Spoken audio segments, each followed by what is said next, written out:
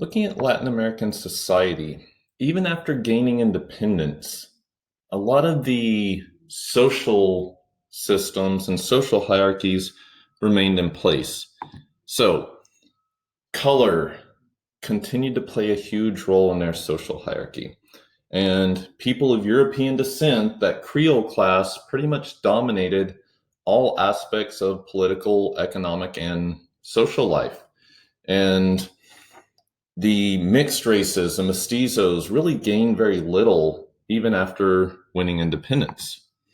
When we look at the role of women, this was a male-dominated society. And this male domination becomes kind of a central feature of Latin America throughout this entire era. And we see things like machismo, this emphasis and this celebration of male strength and male aggression, really kind of weaken the role and rights of women. So when we look at what rights women did have, first off, women had helped in these independence movements, but really received no gains from them. Women legally had very little influence.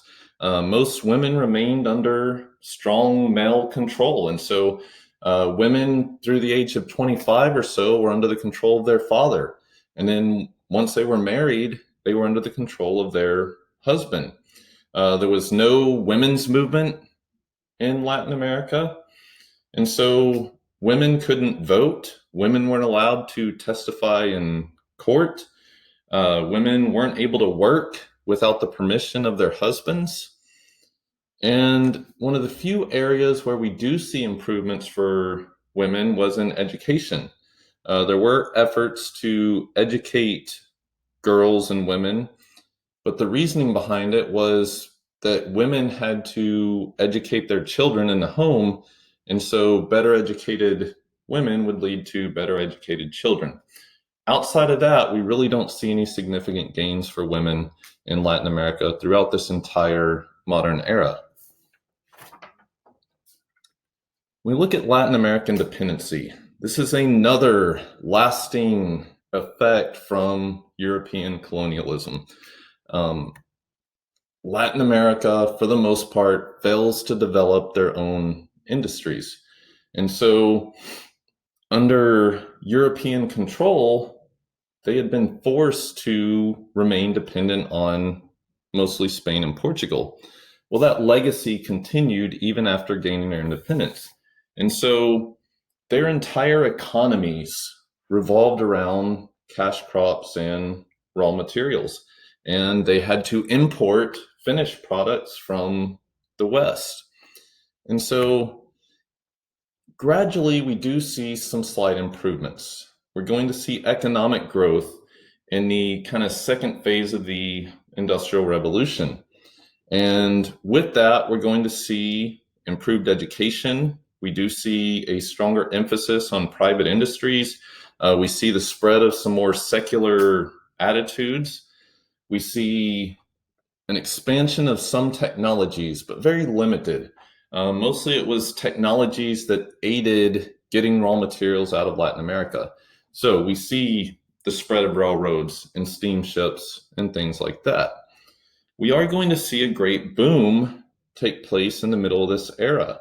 From roughly 1870 or so to 1880, trade increases by almost 50% across most of Latin America. However, it was fueled by the export of raw materials, not so much by industrialization.